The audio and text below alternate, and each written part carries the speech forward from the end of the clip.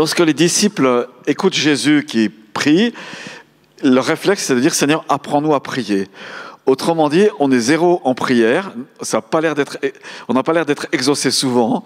On ne voit pas trop ça. Mais toi, on t'écoute, Rabbi, et puis on aimerait que tu nous apprennes à prier. Du reste, les disciples de Jean-Baptiste, ils ont fait cette demande. Ils ont demandé à Jean-Baptiste qu'il leur apprenne à prier, parce qu'ils voyaient ces prières qui étaient exaucées.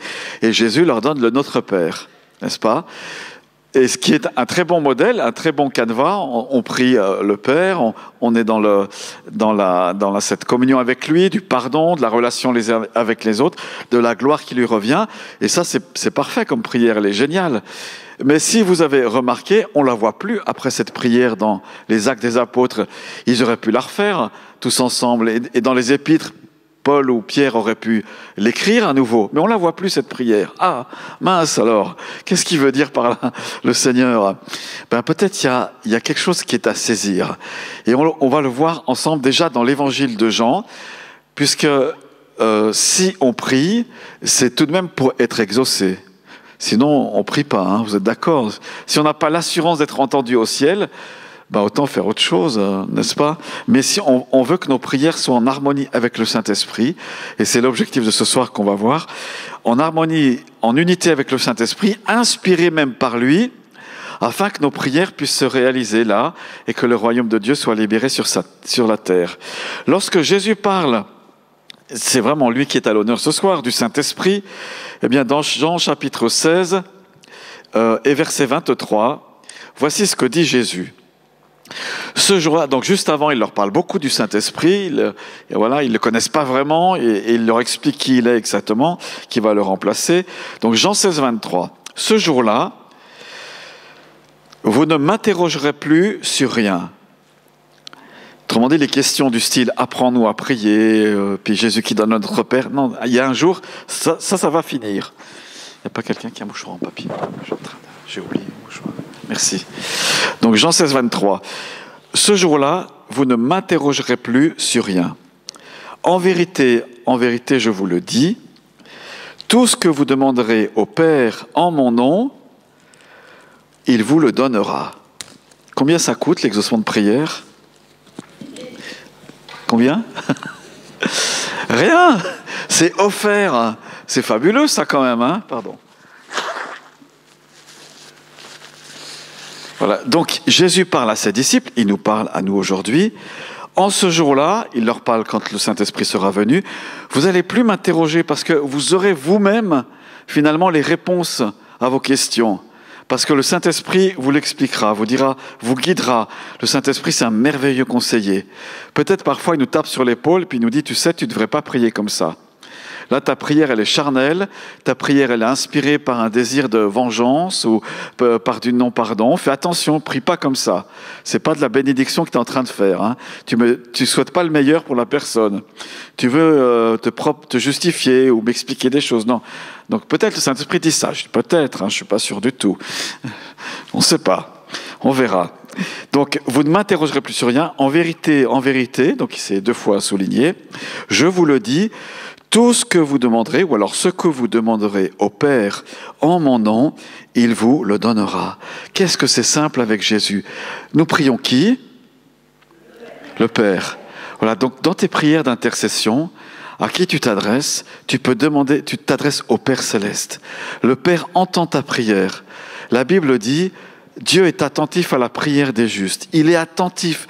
Le Père Céleste tend l'oreille à ce que tu lui dis. Il n'est pas en train de te dire... Bon, ça, c'est pas terrible, on oublie. Non, il écoute ta prière, la prière de ton cœur. Il l'écoute, il est attentif. Donc, on prie le Père, nous dit Jésus. Et puis, qu'est-ce qui va faire qu'on est assuré d'être exaucé ? C'est parce que nous prions avec un nom de Jésus qui nous donne la garantie de l'exaucement.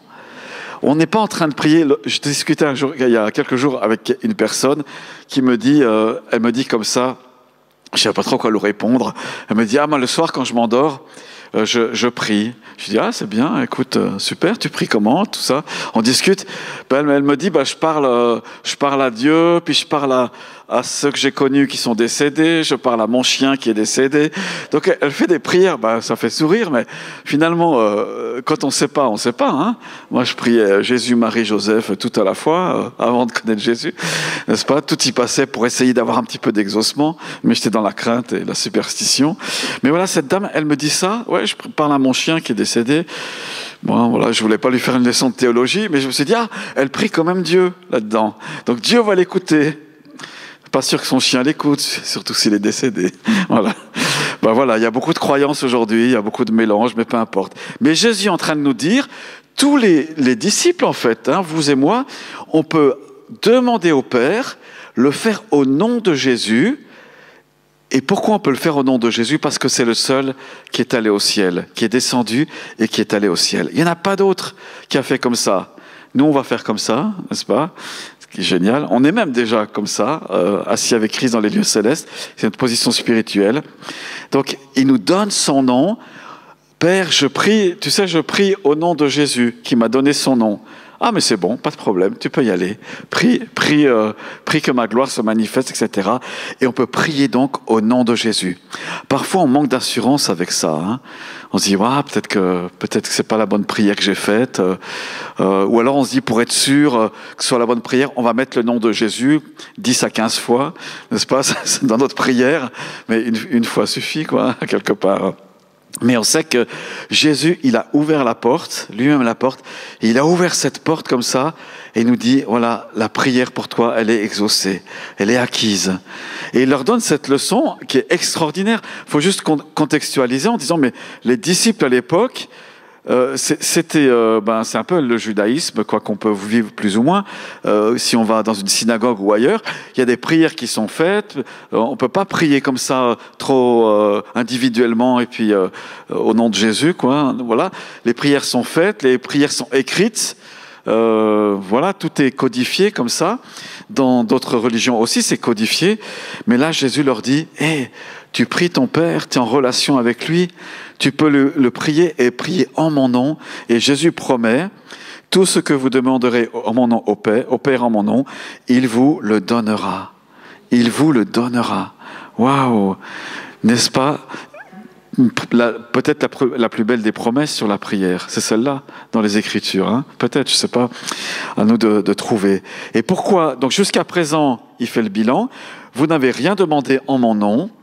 Vous n'avez pas pu le faire, mais demandez et vous recevrez afin que votre joie soit complète. C'est génial quand on a un exaucement et qu'on le constate, disons. Quand on constate l'exaucement, une guérison, une bénédiction qui est là, quelque chose qu'on attendait. Ah, enfin c'est là. On se relâche, hein? On se dit, waouh, je peux constater la grâce du Seigneur dans ma vie et ça produit de la joie ici, la joie complète. La joie complète. Moi, je pense qu'on a à découvrir ou peut-être redécouvrir ça. Donc tout le monde peut dire avec moi, je prie le Père au nom de Jésus et ma joie sera complète. Yes, n'est-ce pas? C'est pas très convaincu encore, mais ça va venir. Ça vient. Tous les vendredis matins, on prie ensemble à plusieurs amis dans le ministère, et puis on fait des prières, voilà, comme vous et moi, des fois. Et puis il y a des fois, tout d'un coup, il y a une certitude, il y a une conviction, oui, on a été entendu, et le Saint-Esprit confirme les choses. Voilà. Donc ça, c'était mon préambule. On a accès à l'exaucement de la prière. Des fois, on dit, mais je suis quand même un pécheur, vraiment, est-ce que vraiment Dieu va m'entendre, quoi? Je fais cette prière, est-ce que... En fait, Dieu, il n'attend pas que tu sois parfait ou parfaite pour prier, mais il aimerait que tu pries. Parce que pour lui, son plus grand bonheur, un de ses plus grands bonheurs, c'est de t'exaucer, de répondre à ta prière et de te bénir. Voilà. On sait que parfois, ça prend du temps, on sait, mais si on est ferme et fidèle dans notre foi, l'exaucement va venir, on va le constater. Qu'est-ce qu'il faut faire en attendant que l'exaucement vienne? Alors, il y a un serviteur de Dieu qui s'appelait George Muller. Il avait trouvé un truc.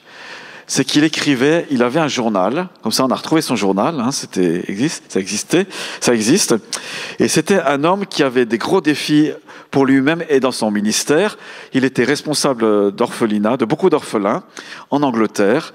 Le ministère existe encore, je suis allé voir sur Internet, ça s'appelle, je ne sais plus comment ça s'appelle, enfin Georges Müller, voilà, il y a son nom qui est encore là. C'est un homme, je crois, il était d'origine allemande, et puis il avait vraiment compris qu'il pouvait demander au Père Céleste beaucoup de choses, beaucoup de choses, et ses écrits sont remplis d'exaucements. Mais ses écrits aussi, peut-être on le sait moins, on se dit ouais, c'était facile pour lui, il demandait, il était exaucé. Non, il y avait beaucoup de difficultés. En fait, dans ses écrits, dans son journal, il met le nombre de fois où il met « je suis découragé, je n'en peux plus, quand est-ce que ça va venir cet exaucement ?» C'est son journal intime, hein. Il livre ces émotions-là, un petit peu comme les psaumes parfois, il met ça par écrit, il couche ça. Est-ce que c'est un manque de foi? C'était pas un manque de foi. Mais on a de temps en temps envie ou besoin de décharger son cœur ou son âme. Oui, j'ai prié, oui, je suis dans l'attente de cet exaucement-là, mais en attendant, voilà. Alors certains, ils couchent ça sur le papier ou sur ce que vous voulez, ça les aide, ils parlent à leur journal, et ça fait du bien de le faire comme ça. C'est un journal aussi de reconnaissance, ça peut être une bonne idée pour le faire, et ça nous permet d'avoir un suivi. J'ai moi-même un journal sous forme digitale, voilà, sur mon ordi. Comme ça. Peut-être c'est une chose à faire, voilà. Mais dans les autres prières, alors je reviens un peu à mon thème principal, on a donc l'exaucement qui nous est garanti au nom de Jésus, c'est merveilleux, gloire au Père Céleste. Regardons un peu les prières des apôtres. Alors, il y a ce qu'on appelle les prières apostoliques, c'est-à-dire qui sont écrites dans les épîtres. Et elles sont fantastiques, elles sont extraordinaires, et merci Seigneur que Paul les a écrites, ou en tout cas son secrétaire. Il y a d'autres prières avant ça, je trouve, qui sont très pertinentes. Si vous prenez Actes chapitre 1, versets 24 et 25, les apôtres sont face à un choix important. Judas les a quittés, et il faut choisir quelqu'un pour le remplacer. Et voici la prière qu'ils font. Ils firent cette prière. « Seigneur, toi qui connais les cœurs de tous, désigne celui que tu as choisi parmi ces deux. » Donc il y avait deux candidats, deux personnes qu'ils avaient plus ou moins vues pour occuper le poste que Judas avait. « Tu as choisi parmi ces deux afin qu'ils prennent part à ce service et à cet apostolat que Judas a abandonné pour aller à sa propre place. » Ils sont en train de faire cette prière, disent « Seigneur, tu connais les cœurs ». Et moi, je trouve que c'est une super prière. Vous savez quand on peut la faire, cette prière, c'est pour les choix politiques. Quand on a des élections, « Seigneur, toi qui connais les cœurs ». N'est-ce pas? Parce que c'est difficile de juger et de voter. Bon, voilà, on a nos préférences politiques, mais voilà, Seigneur, toi qui connais les cœurs. Finalement, il peut inspirer peut-être les votes. Il ira pas forcément au-delà de notre liberté, mais voilà, toi qui connais les cœurs. Mais surtout, le contexte ici, et puis on peut le généraliser à toutes les églises, c'est il faut choisir un responsable. On a besoin de quelqu'un, on ne doit pas rester à 11, disent les apôtres. On a deux personnes qui sont là, il y a Matthias et puis l'autre, je ne sais plus qui c'est. Bref, alors ils n'ont pas, comment? Ah voilà, d'accord, très bien. Ils n'ont pas encore été baptisés du Saint-Esprit, donc ils ne savent pas encore écouter la voix de Dieu dans leur cœur et dans leurs pensées, parce que si ça avait été ça, ils auraient fait autrement. Qu'est-ce qu'ils font? Ils tirent au sort. Littéralement, ils jettent les dés. C'est le terme utilisé là. Donc voilà, et le sort tombe sur Matthias, donc il croit que Dieu a dirigé les choses là. Le sort, donc Matthias est devenu un apôtre. Il était avec eux depuis le début. Voilà. Cette prière montre la dépendance des apôtres à la direction de Dieu dans le choix d'un nouveau apôtre, soulignant que c'est Dieu qui connaît les cœurs et qui appelle au ministère surtout. Voilà, Dieu, c'est toi qui appelles au ministère. Nous, on doit reconnaître le ministère que tu as choisi, mais quel est-il? Et est pris. Voilà, c'est un bon exemple, je trouve. Alors, il ne faut pas tirer les dés, n'est-ce pas? C'est fini cette période-là où on tire au sort, où on laisse un peu le hasard faire les choses. Non, mais Dieu nous donne le Saint-Esprit pour aller plus loin. Mais je voulais souligner ça. Finalement, c'est cette première prière qu'il y a dans les Actes des Apôtres. Une autre prière, c'est au chapitre 4, versets 24 et 30. Prière pour l'audace, pour être audacieux, quand ça? Après la persécution. Voilà. Est-ce que c'est pas une prière qui est inspirée par Dieu, ça? Parce qu'après la persécution, hein, quand vous en prenez plein les dents, ou quand vous avez des coups durs dans la vie, vous n'avez pas tellement envie de prier, Seigneur, donne-moi de l'audace pour, voilà, peut-être humainement, vous dites non, donne-moi du repos. Le psalmiste dit, si je pouvais avoir les ailes de la colombe et m'envoler de ma situation. Voilà. Mais comment ils ont prié, eux? Et on pense à nos frères et sœurs et aux églises persécutées. Maître, toi qui as fait le ciel, la terre, la mer et tout ce qui s'y trouve. Maintenant, Seigneur, vois leurs menaces et donne à tes serviteurs d'annoncer ta parole avec une pleine assurance. Quand il y a ces temps difficiles, c'est peut-être qu'il y a une opposition spirituelle. Comment il faut prier? Ils sont inspirés par le Saint-Esprit, ils sont tous ensemble. Alors on ne sait pas qui a exprimé la prière, peut-être un des apôtres a prié comme ça, et puis c'est devenu la prière de tous. Ils ont tous prié ensemble, on ne sait pas exactement comment ça s'est passé. Mais ils ont été menacés par les autorités. Peut-être un jour il y aura des temps difficiles. Les apôtres prient, non pas pour leur protection, mais pour davantage de courage et d'audace dans l'annonce de l'Évangile.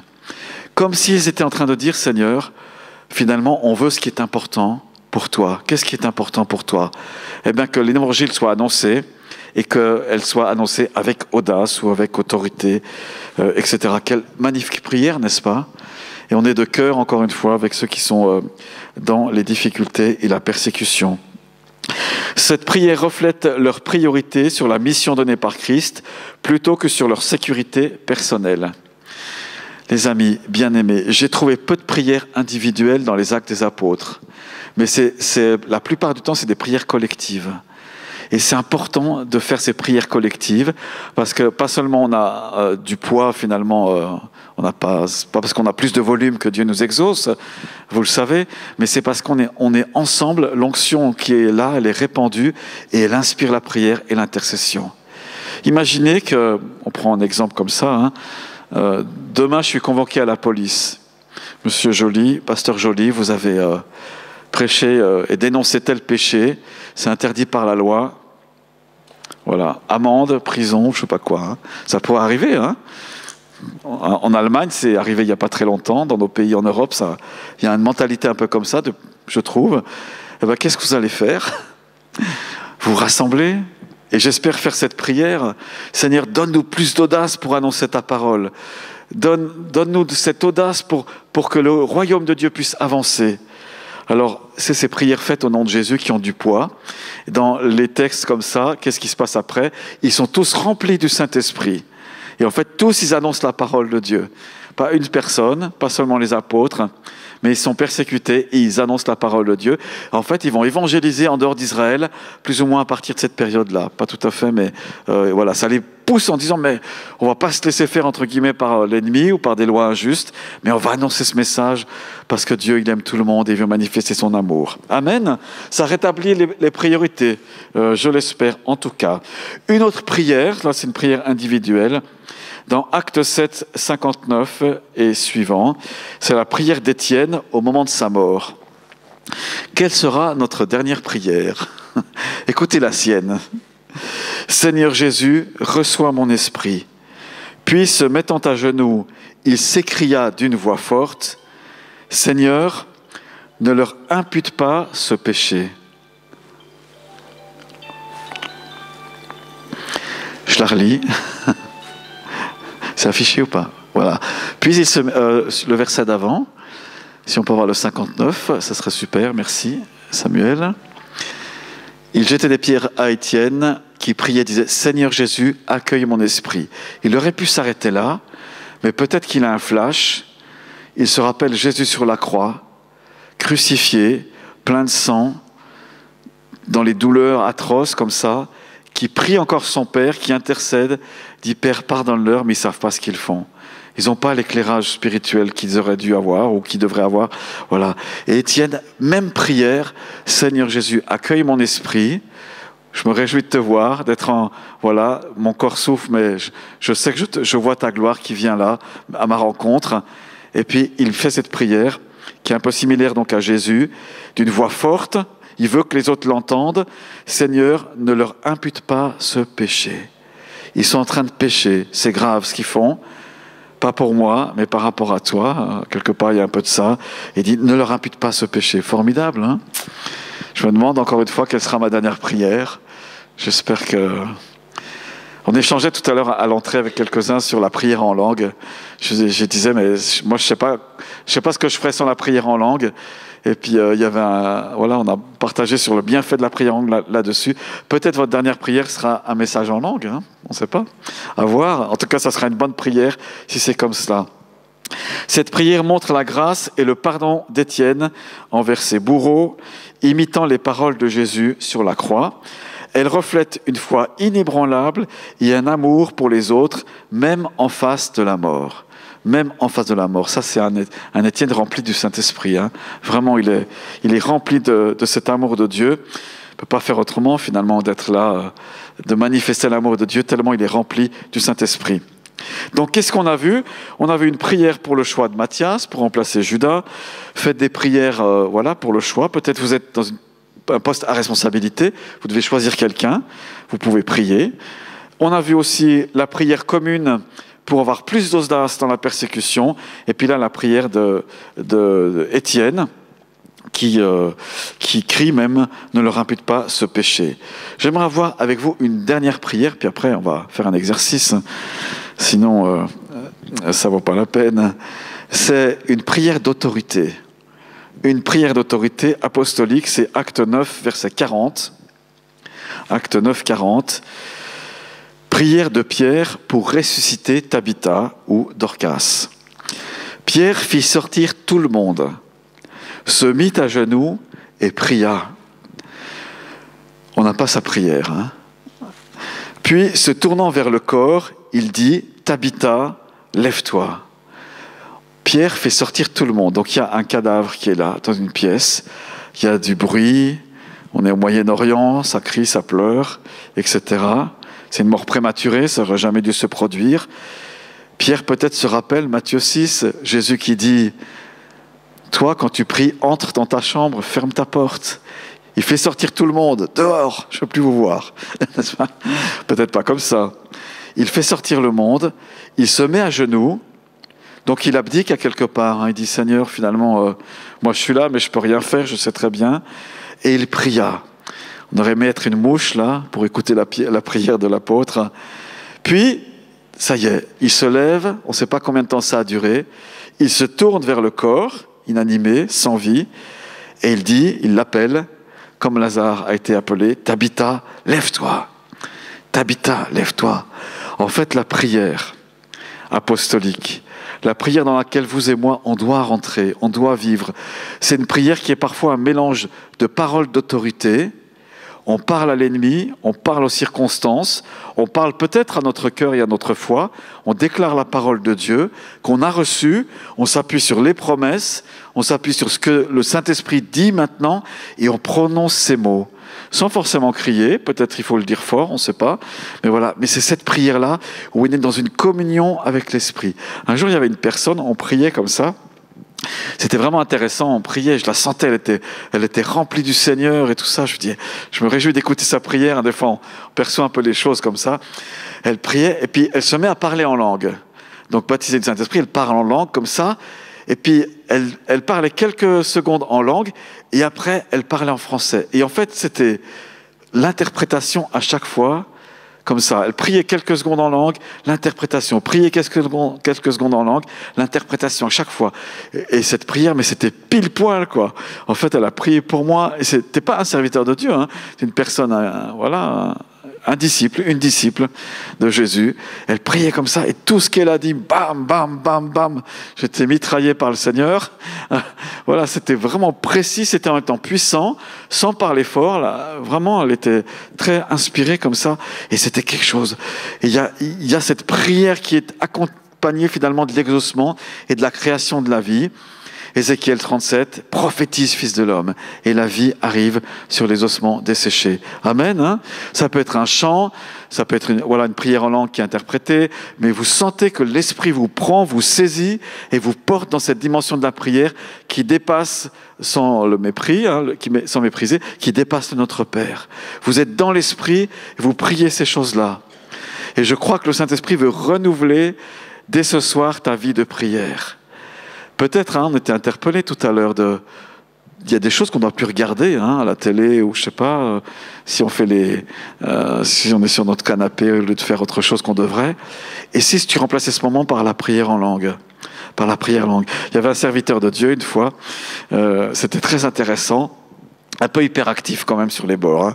Il y en a qui sont très calmes, il y en a qui sont très exubérants, pas excités dans le mauvais sens, mais pas mal hyperactifs. Et en fait, il n'avait pas besoin beaucoup de sommeil. Alors c'est un privilège peut-être, ou je ne sais pas, mais en tout cas, et en fait, on s'était approché du logement où il était. Et à chaque fois qu'on passait devant, il priait en langue. On l'entendait prier en langue, n'est-ce pas? Il priait en langue. Et puis, de temps en temps, il était à son ordi, comme ça on entendait, c'est à l'époque, il y a quelques années, on entendait les touches, tout ça. Mais pendant qu'il écrivait, il priait en langue. Et il priait en langue. Et il continuait, il continuait. Et mes amis, les messages qu'il donnait, c'était pas lui, c'était au-delà de lui. Il était porté, il amenait l'église dans le rassemblement, c'était un rassemblement, dans la présence de Dieu. Ça coulait, il y avait une puissance qui émanait de lui. Voilà, ces petits témoignages pour nous encourager. Tu en es où avec la prière en langue? Où en es-tu? Les apôtres priaient en langue, on verra ça une prochaine fois, bien sûr. Mais il y a quelque chose peut-être à refaire couler, à refaire mettre en route. C'est toi qui dois remettre en route. C'est le robinet que tu ouvres, c'est toi qui l'ouvres. Tu ne dis pas, Seigneur, ouvre le robinet est déjà ouvert, le Saint-Esprit. Jésus a dit, venez à moi, vous tous qui avez soif. Et jusqu'à ce jour, ce n'est pas fermé. Les vannes du ciel ne sont pas fermées pour toi. Elles sont encore ouvertes. Donc tu peux venir comme ça. Peut-être faut se décharger avant, peut-être faut oublier certaines choses douloureuses, poser tout ça aux pieds de Jésus. Seigneur, remplis-moi. Seigneur, je veux vivre une dimension nouvelle de cette prière en langue, dans ce que tu veux.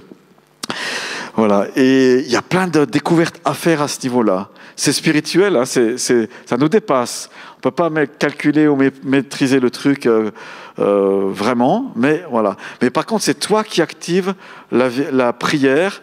Pas seulement en français, mais la prière aussi en langue. Parfois, ça coûte parce qu'il y a en nous quelque chose qui dit « Non, mais tu ne vas pas prier, repose-toi, tu as assez fait aujourd'hui. Voyez. Non, mais vas-y, insiste. Demande au Saint-Esprit de te bousculer si nécessaire. » N'est-ce pas? Peut-être c'est que moi, ça. Je ne sais pas. Je ne sais pas. Voilà, je ne vais pas aller plus loin, bien aimé. Il y a encore de quoi faire plusieurs messages dans mes notes. Peut-être je vais quand même terminer avec ça. Dans Actes 16, verset 25, là c'est difficile aussi, les circonstances. Vers le milieu de la nuit, Paul et Silas priaient et chantaient les louanges de Dieu. Donc dans leur prison, ils étaient en prison. Et les prisonniers les entendaient. Moi je crois que le Seigneur veut te renouveler dans ta prière ce soir, individuellement et puis ensemble. Donc je fais le job de pasteur, venez jeudi soir à la prière, vous êtes les bienvenus, venez dans la présence de Dieu, ensemble on grandit, on s'édifie, on prie, on cible, etc., etc. Vous êtes les bienvenus. Je vous invite à vous lever ce soir, on va s'imaginer vers le milieu de la nuit, n'est-ce pas, comme c'était qui, Paul et Silas, dans leur prison. Et puis moi je vous invite vraiment à vous détendre, parce que c'est important devant Dieu de se détendre. C'est un peu froid, vous êtes engourdi, vous vous secouez un peu, n'est-ce pas? Et vous ouvrez votre cœur simplement. Je vous encourage à fermer les yeux, à regarder à Jésus. Jésus qui est celui qui donne son vin nouveau, qui fait du bien. Est-ce qu'on ose avoir une musique, Étienne? Ah, oui, non? Bon, Étienne va jouer. Merci beaucoup. Merci Seigneur. Alléluia. Seigneur Jésus, peut-être ce soir tu es un peu sec ou sèche spirituellement. Peut-être tu dis, j'ai un peu endormi ces derniers temps. Je crois que le Seigneur veut te renouveler en lui, dans la communion avec lui. La prière, c'est une communion, c'est être un avec lui. Et j'aimerais vous inviter vraiment à ouvrir votre cœur. Moi, j'aime bien ouvrir mes bras parce que je trouve que ça montre un peu mon désir aussi devant Dieu. De recevoir ce qu'il veut renouveler ce soir. Et Seigneur Jésus, nous voulons prier pour que tu viennes souffler l'Esprit Saint ce soir sur chacun. Regardons à Jésus dans ce moment, pas à droite à gauche, pas est-ce qu'il pourrait se passer quelque chose chez mon voisin ou pas, mais c'est le Seigneur qui est souverain. On l'appelle le Seigneur, c'est pas pour rien. Seigneur Saint-Esprit, tu es le bienvenu, nous te l'avons dit. Merci de venir de la part de Jésus. Et Jésus, merci de baptiser du Saint-Esprit. Ce soir, peut-être certains ont oublié ces choses-là, peut-être certains n'ont pas encore vécu. Père, on prie que tu viennes les inonder, les remplir de ta présence. Et puis ceux qui sont remplis, Seigneur, libère les dons spirituels. On sait que c'est une manifestation de ta présence, les dons de l'Esprit. On sait que c'est là quand tu te mets à agir, des dons sont libérés, des langues sont déliées, la puissance est manifestée. Viens remplir, Seigneur Jésus-Christ. On peut marcher, je crois que c'est cette pensée aussi, marchons sur les serpents et les scorpions. Il y a des choses peut-être qui vous mordent, qui vous piquent. Il y a des venins de l'ennemi qui sont là, qui sont comme pour retenir votre vie de prière, qui sont là comme pour bloquer des choses et ça vous fait un peu mal. Bien, au nom de Jésus, on piétine les serpents et les scorpions, c'est-à-dire tout esprit qui s'oppose à la prière, à la vie de l'esprit, tout faux raisonnement, et que nos pensées soient maintenant amenées captives à l'obéissance de Christ.